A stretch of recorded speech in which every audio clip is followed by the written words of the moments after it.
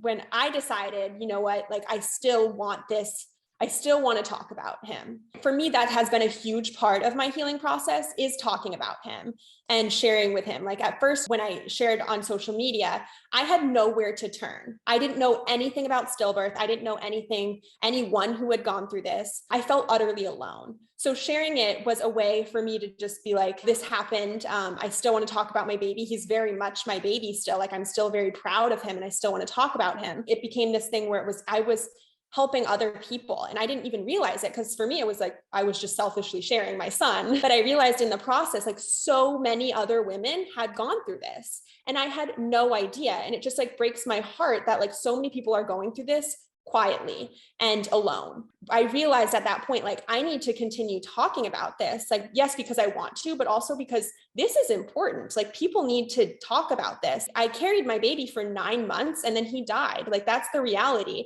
And it needs to be spoken about. It's not, definitely not something that should just be like hushed. You know, like if I lost one of my sisters, I wouldn't just be quiet about it. And this was my child. Like this is something that's very real and it very much needs to be talked about. I feel that a lot of people may not know what to say, what to do if they have a friend, a family member in a similar situation.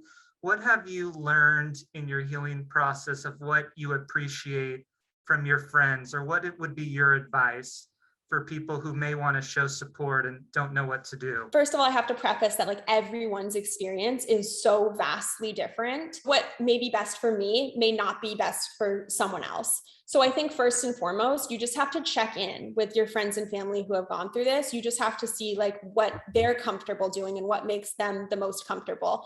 But so often people don't even ask, because you're right. Like it's hard to know what to say when this happens. Of course, no one wants to offend you. No one wants to upset you more. It never hurts to ask. It never hurts to ask. And I think in those weeks afterwards, people were very scared to talk about Elliot. I kind of had to say, look, like I want to talk about my son. I want you to ask me questions. I still want to talk about, you know, like the birthing process and stuff, like all that stuff like gets brushed under the rug because it's like, oh, this tragedy happened and now we have to like be quiet. What I really appreciate is people reaching out and asking questions and talking about Elliot, saying his name, making sure people acknowledge me as a mother, acknowledging my baby as my child. Those are the things that really stood out to me.